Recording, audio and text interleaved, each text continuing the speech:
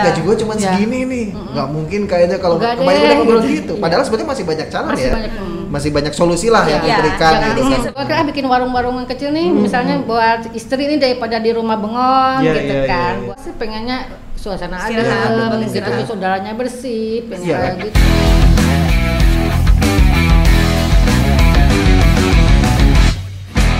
Assalamualaikum warahmatullahi wabarakatuh. Halo Sobat Today semuanya, kembali lagi di Free Talk, podcast obrolan bebas Cianjur Today. Dan kali ini saya sudah bersama dua narasumber yang sudah tidak asing ya, sering sekali muncul di podcast kita. Apa kabar Bu Haji, sehat?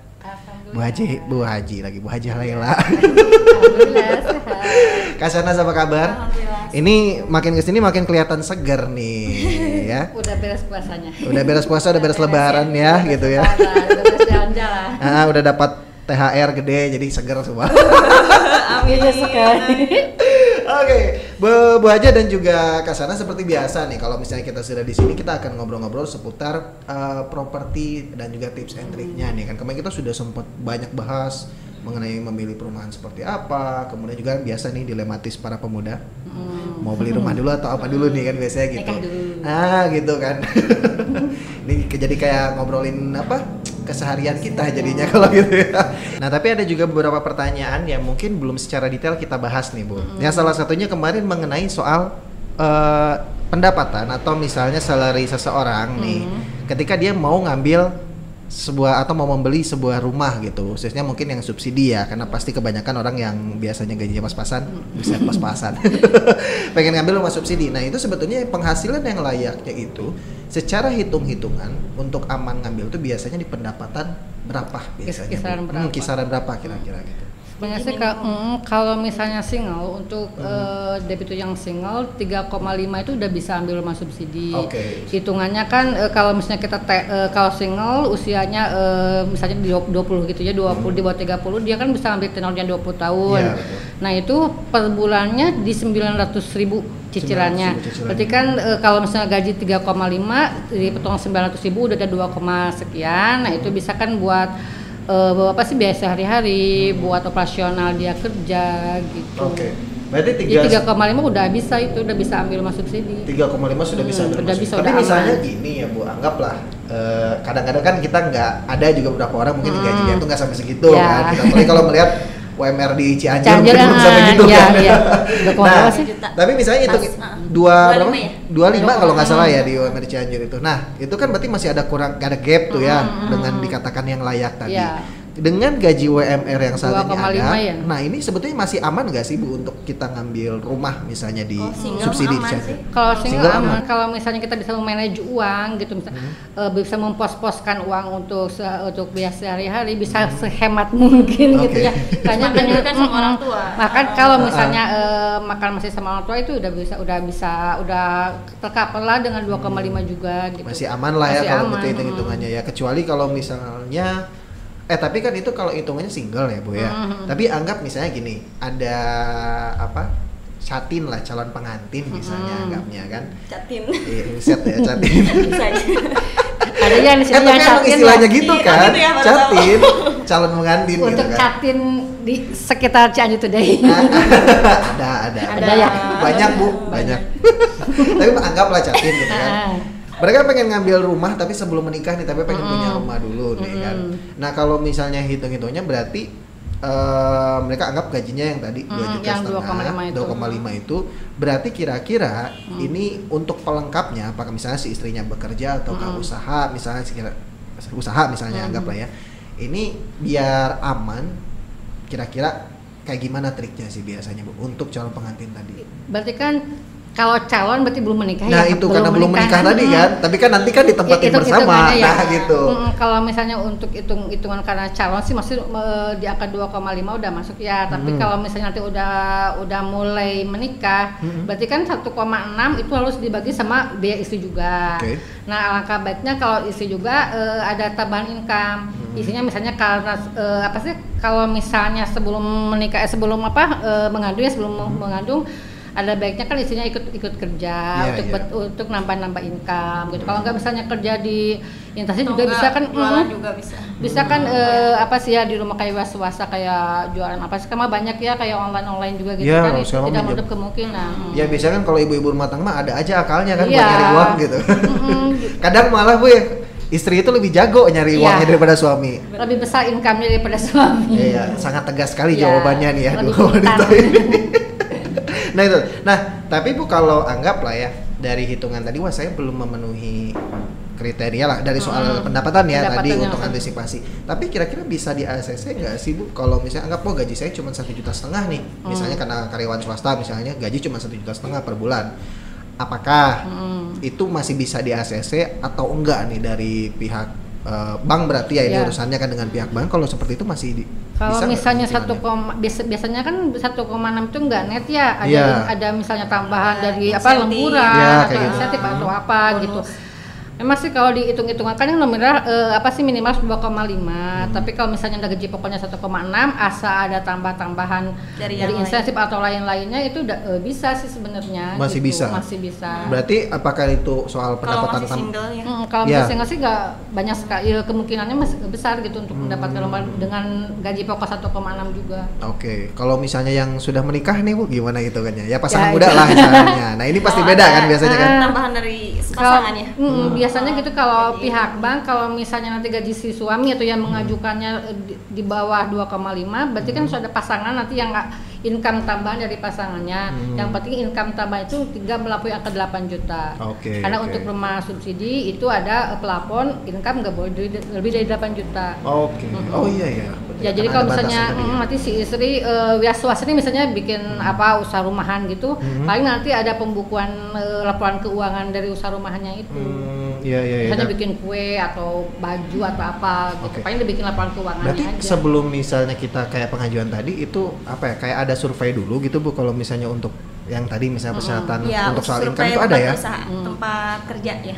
Paling sih gini, pertama kan kita masukin berkas berarti dengan data yang sesuai ya, yang misalnya dari tempat kerja dengan gaji yang misalnya tadi 1,6 itu. Nanti kan pihak bank pasti mengembalikan ke kita. Ini gajinya bisa nggak mumpuni, nggak masuk buat pencairan masih makan 20 tahun nih soalnya karena memang minimum banget gitu gajinya. Paling nanti kita alasannya ini ada istrinya kerja ini misalnya kerja sebegini, atau kan swasta buka usaha bikin kue atau apa, nanti paling pihak bank minta laporan keuangannya. Oke. Jadi masih banyak cara lah sebetulnya ya Bu ya, nggak cuma harus patokan segitu nih misalnya. Yang penting keinginan kuat dari yang mau rumahnya itu gitu. Jadi nggak pesimis di jalan. Saya mah gaji segini nggak mungkin dia dapat rumah, udah nggak usah. Nah itu kebanyakan gitu ya yang curhat atau misalnya ngobrol tuh. Rata-rata kan kendalanya gaji gue cuma segini nih, nggak mungkin kayaknya kalau kebanyakan ngobrol gitu. Padahal sebetulnya masih banyak cara masih banyak solusi lah yang diberikan gitu. Jangan itu bisa dikonsultasikan. Jangan kalah sebelum bertanding. Nah itu dia tadi, pokoknya mah jangan pesimis intinya kan gitu ya Bu. Dibantu sih kalau di perumahan kita mah dibantu sih. Yang penting keinginan kuat aja untuk memiliki rumah gitu. Kendala apapun insya Allah sih bisa dibicarakan gitu. Iya betul. Bisa dicari solusi lah. Karena ya tadi ya Bu, kita seperti yang sudah kita bahas di podcast sebelumnya bahwa keuntungan untuk memiliki rumah sendiri itu ada banyak sekali ya dibandingkan kita numpang istilahnya kan gitu. Daripada ikut orang tua terus. Nah itu Bu. Nah untuk selanjutnya Bu, kan ada pilihan ya, anggaplah mungkin kalau misalnya ada orang yang mau beli rumah tadi, dia punya rezeki lebih nih, pengen beli istilahnya cash keras gitu. Cuman kadang-kadang ada juga nih yang ngobrol ke kita, termasuk beberapa followers kita nanya gitu. Beberapa ada yang konsultasi nih, Kang kita kalau misalnya mau beli rumah di sana di Puncak Manis ya kan, itu bagusnya langsung cash aja atau kita kredit dulu? Ya kita kan ngobrolnya kan tergantung dari kebutuhan gitu kan awalnya tuh. Nah ada juga yang ngobrol Bu, dia juga ngobrol karena beberapa katanya dia pernah nanya-nanya juga ke perumahan-perumahan yang itu, kebanyakan rata-rata mintanya dikreditkan saja semuanya. Emang sebetulnya keuntungannya plus minusnya itu Bu dari setiap yang tadi ya, itu seperti apa? Tadi itu ya. Nah kayak itu kayak gimana biasanya? Sebenarnya sih kalau misalnya kita cash keras ya, kita cash dari awal, misalnya dengan harga 150.500.000, itu mungkin keuntungannya sih kita bisa merenov rumah sesuka kita. Iya, gitu. lebih Misalnya, cepat ya tadi ya. Begitu kita membeli rumah, kita udah dapat rumah dengan harga subsidi 150.500.000, terus rumah bisa kita renov, kita ganti semaksimal mungkin juga nggak ada masalah. Itu mungkin keuntungannya. Nah untuk keuntungan kalau kita ke bank kan kita bisa mencicil, apalagi kan kalau di Gekpro kita free DP ya, cuma kita nyediain booking 1 juta sama biaya notaris udah langsung dapat rumah. Nah berarti kan kita kalau misalnya punya uang lebih kan bisa dialokasikan untuk beli-beli yang buat interior rumah gitu, buat beli atau kayak mungkin misalnya uang lebihnya bisa kita puterin lagi, misalnya dibikin usaha atau dan lain-lain mungkin ya Bu ya. Dan juga kita bikin warung-warung yang kecil nih, misalnya buat istri ini daripada di rumah bengong buat nambah-nambah ikat kan bisa sih, itu yang uang yang lebihnya itu gitu. Kalau daripada kita misalnya langsung bayar cash di muka. Tapi mungkin kan kalau misalnya kita bayar cicil kan mungkin itunya ya negatifnya itu kita berarti nggak bisa merenov rumah sesuka kita. Iya, kan ada jangka waktunya tadi ya Bu ya. Kalau nggak salah 5 tahun ya? 5 tahun itu baru bisa merenov rumah, itu aja sih kalau misalnya kekurangannya dari beli secara kredit. Tapi memang ya tadi ya, itu mah gimana kebutuhan balik lagi ya Bu ya. Apakah misalnya mau langsung buru-buru ngerenov rumah, berarti kan gas keras. Kalau misalnya pengen ngemuterin uang dulu gitu kan, bisa misalnya ngambil kredit mungkin ya Bu. Terus kalau cash kasan nggak usah bingung, aduh belum bayar cicilan nih, udah jatuh tempo, paling nggak gitu kan, tenang aja udah lunas kok rumahnya gitu. Nggak bingung mikirin buat ngalokasiin dana buat bayar cicilan ke depannya. Tapi sih kan kalau misalnya yang ngambil cicilan juga kan toh dia juga udah hitung-hitung biasanya kan. Iya, udah hitung-hitungan kan. Biasanya gitu kan. Perhitungan juga. Dan tadi dari pas awal dapat gaji kan dia udah ngepos-posin, ini buat bayar cicilan rumah, nah ini buat biaya misalnya operasional dari kerja, ini buat buat biaya rumah tangga, kayak buat beli buat makan dan lain-lain gitu. Ya termasuk tadi yang keuntungan kalau misalnya nyicil kan Bu ya, harganya yang flat itu kan kalau rumah subsidi ya. Dan harga flat tapi cicilan flat selama 15 tahun. Harga kan sama mau cash mau kredit sama 150. Sama-sama segitu ya Bu ya. Harga tetap flat tapi kan tiap tahun nilai bertambah terus kan ya. Kalau mending cicilan.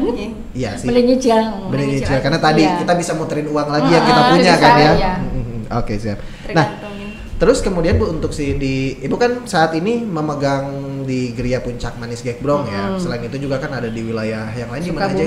Sukabumi juga ada. Artinya Cibolang. Ada lagi nggak Bu proyek selanjutnya nih? Rencana untuk proyek selanjutnya sih kita di Nagrak. Nagrak Cianjur? Ya, dari Polres ke atas. Oke. Perempatan itu. Dekat lah, itu udah hampir dekat. Bukan hampir lagi, emang udah mau masuk pusat kota itu Bu ya. Kurang lebih 1 kilo kalau nggak dari pas belokan itu. Tapi Bu kalau di sana kan bisa dibilang sangat-sangat strategis sebetulnya untuk di wilayah Kabupaten Cianjur, sangat-sangat strategis. Untuk harganya, subsidi ya? Iya, itu harganya gimana Bu? Apa masih sama aja? Subsidi kan rencananya? Iya, subsidi. Oke. Kalau harga sih sama ya, karena memang subsidi kan harga udah diatur sama pemerintah, harganya di 150.500.000. Cuma mungkin karena kan kita rencana buat di Nagrak spesifikasinya ada tambahan. Jadi kita dapur langsung dibuatkan langsung full dikasih atap gitu. Jadi nggak usah renov lagi. Nanti kalau yang beli rumah di Nagrak udah langsung tinggal isi gitu. Dapur udah full segala sesuatunya ya udah perfect banget, tinggal diisi aja. Cuma itu kan kalau untuk di Nagrak karena kita ada seperti yang lebih dari Gekbrong dan Cibolang, ada DP yang beda sama yang di Gekbrong. Gitu. Berarti beda lokasi. Ada kos lebih. Beda lokasi, beda program ya Bu ya. Tapi sih kalau saya ngelihatnya nggak jadi masalah. Satu kan memang dari PT Barokah ya, kayak Ciranjang ini kan memang sudah pengalaman lah ya kan di beda properti, jadi pasti sudah terpercaya lah kalau misalnya saya ini. Nah, kayaknya Kabupaten di Nagrak ini bakal banyak yang nanyain nih Bu. Karena kemarin aja waktu Bu Haja juga Kak Shana sebelum ngobrol aja, itu ternyata info-infonya udah masuk ke kita loh sebetulnya. Gitu. Udah banyak yang nanya nih. Ini tuh yang di Nagrak bukan, udah ada di Nagrak. Saya kan bingung. Lah, emang ada yang di Nagrak gitu kan? Karena perasaan kita kan yang kita tahu kan yang di Gekbrong itu kan. Sama Cibolang. Oke, tapi kalau misalnya dari segi keunggulannya sendiri Bu, perbedaannya nih anggap dengan lokasi yang baru dengan yang sekarang di Gekbrong sendiri, apa misalnya perbedaan keunggulan masing-masingnya Bu? Mungkin di jarak ya, kalau keunggulan di Nagrak itu dia kan lebih dekat di pusat kota. Terus Gekbrong itu di harga ya, lebih DP. Kalau di Gekbrong kita masih gulanya free DP. Terus di udara juga kan lokasi sekitar kan masih asri, terus view kebun teh, airnya dekat ke pasar sih ya. Dekat ke pasar dan juga kawasan industri kan. Kalau Gekbrong lebih dekat di sana ya. Kalau Naga sih emang karena untuk mobilitas sih lebih enak di Nagrak gitu, lebih dekat ke pusat kota Cianjur. Jadi pokoknya kalau yang bekerjaannya di daerah kota kayaknya bagusnya di Nagrak. Kalau yang misalnya yang di daerah industri bagusnya di Gekbrong. Kalau yang pengen ngadem gitu mungkin lebih fokus milih ke Gekbrong. Sejauh ini sih emang yang kalau yang di Gekbrong ya orang yang orientasi pengennya suasana adem gitu, saudaranya bersih, gitu. Karena kan kadang-kadang sekarang orang nyari rumah juga bukan cuma buat rumah doang gitu. Karena tempat istirahat yang emang bener-bener buat ngadem gitu ya. Tapi kemarin juga yang booking tuh bilang udah di kota itu males katanya. Udah bisa terus panas buka gitu. di sini juga kantornya di Cianjur. Oh, tapi dia ngambil di Gekbrong gitu itu. Insya Allah Selasa ikut. Wah, luar biasa. Ini kayaknya kita ngikut nanti lihat deh. Yang acara akannya. Proyek yang unit baru ya, yang C2 itu juga udah ada 6 yang akan disambung. Iya, insya Allah hari Selasa kita akan buat yang unit 2 ya. Unit baru lagi. Oke, ini terus selalu dikembangkan pengembangan terus ya Bu ya. Iya, insya Allah. Alhamdulillah sih meskipun nggak terlalu strategis di Nagrak, tapi Gekbrong juga insya Allah hampir habis ya. Iya. Yang C1 tinggal 6 unit lagi. Serius itu 6 unit lagi? Iya. Kalau C2 9 ya? C2 9. Wah, ini berarti kalau misalnya ada yang mau ngambil harus buru-buru ya Bu ya. Oke, tapi ada setelah yang ini dibangun, ada lagi nanti yang di puncak Gekbrong itu? Di Gekbrong ada rencana kan 212 unit, kita sih baru ngebangun sekitar 40 unit, masih 180 unitan lagi sih. Masih banyak lah ya Bu ya, kesempatan. Cuman tadi harus nunggu meren ya. Iya, soalnya kan yang ready kan ya 3 yang tadi itu yang 9 unit sama yang 6 unit. Oke, tapi kalau yang rencana untuk pembuatan perumahan subsidi di Nagrak ini udah bisa dipesan dari sekarang atau belum nih Bu? Bisa. Serius? Oke. Kalau tipe rumah sama ya, tipenya insya Allah sih 3666 dengan luas bangunan 36 meter dengan luas tahan 66 meter. Kalau spesifikasi bangunan sih sama aja gitu. Kita pakai bata merah gitu, pakai batu belah buat pondasinya, besi pakai yang 10 sama yang 60 gitu. Semuanya sama sih, kecuali yang dapurnya itu yang jadi beda Nagrak sama Gekbrong. Jadi kalau kualitas bangunannya mah tetap dijaga ya Bu ya? Ya, kita mah tetap seperti itu. Kualitas Insya Allah sih bisa menang sih kalau di bangunannya. Wah. Tapi ada itu juga nggak gratis saldo juga kan yang di Gekbrong mah ada gratis saldo listrik itu? Oh iya, ada sih sama insya Allah untuk 150.000. Oke, sama lah ya Bu ya? Sama. Ini soalnya jarang-jarang orang yang mikir ke sana bukan keuntungan kita misalnya ngambil rumah yang di puncak Gekbrong Manis itu ternyata ada banyak sekali kan di sana gitu kan. Tapi ya itu orang kadang-kadang masih nanya-nanya aja. Iya. Tapi kayaknya kalau misalnya mau nanya langsung bisa langsung main aja ke sana ya Bu ya biar tahu kayaknya. Iya. Kalau saya kan udah pernah ke sana dan memang suasananya asik tuh kan. Asik, adem gitu. Beda lah kalau misalnya di daerah sini gitu kan. Iya, kalau misalnya di Nagrak kan kalau saya kayaknya mau jogging juga kan paling udaranya nggak sesegar yang di Gekbrong gitu. Betul. Tapi sekarang kalau misalnya sejuk sih kalau di Gekbrong menang di situ. Iya, kalau di Gekbrong ada Car Free Day juga asik kayak gitu asik, ya. Insya Allah kedepannya ada Car Free Day. Harusnya nih, biar makin ramai Bu kegiatan di sana katanya. Siap, mudah-mudahan nanti ke depannya bisa lebih sukses lagi Bu ya. Dan ini kita harus lanjut lagi nih obrolan kita seputar tips and trick di perumahan dan properti ini ya. Masih ada episode selanjutnya kan? Oke, dan tentunya untuk kamu yang ingin bertanya-tanya seputar perumahan, kemudian bagaimana cara mengambil rumah dan tips and trick lainnya, kamu bisa juga komentar dan juga kirim pesan ke kita ya. Makanya jangan lupa untuk follow akun Instagram kita di cianjurtoday.com atau juga subscribe akun channel YouTube kita dan juga pantau terus berita-beritanya di www.cianjurtoday.com. Tapi juga jangan sampai lupa untuk lihat akun Instagram Gria Puncak Manis di mana Bu? Gria Puncak Manis Gekbrong. Gria Puncak Manis Gekbrong. Instagramnya itu? Iya. Facebooknya ada? Gria Puncak Manis. Facebooknya ada? Sama? Facebooknya belum sih. Masih fokus di Instagram ya? Iya, di Instagram. Ini Instagram aja. kekinian banget soalnya. Jadi mainnya di Instagram banget. Tapi selain itu tentunya bisa lihat juga di kita ya di cianjurtoday.com. Nah, kalau misalnya mau tanya-tanya langsung tinggal langsung aja datang ke kantornya ya Bu ya di Gekbrong. Selalu standby kan? Insya Allah. Wah, selalu siap setiap saat. Tinggal ditelepon aja. Tinggal ditelepon aja. Nanti kita cantumkan nomor teleponnya di bawah kalau misalnya mau tanya-tanya tadi. Oke, itu dia tadi obrolan kita dan tentunya nanti kita akan lanjut lagi Bu obrolannya di episode selanjutnya. Terima kasih untuk waktunya hari ini. Sama-sama. Sukses terus untuk Gria Puncak Manis dan sukses juga buat Cianjur Today. Insya Allah amin. Ditunggu juga itu kabar yang di Nagrak ya. Insya Allah Juli. Siap, kita udah mau booking soalnya dari sekarang Bu ya. Oke, itu dia tadi obrolan kita di hari ini kawan-kawan dan tentunya terima kasih untuk kamu yang sudah nonton. Sekali lagi untuk yang punya pertanyaan langsung saja untuk komentar di bawah atau juga kamu bisa langsung kirimkan pesan untuk kita dan main-main ke kantornya Gria Puncak Manis tadi. Terima kasih dan sampai jumpa di video kita selanjutnya. Saya Eri Rosmana undur pamit. Assalamualaikum warahmatullahi wabarakatuh.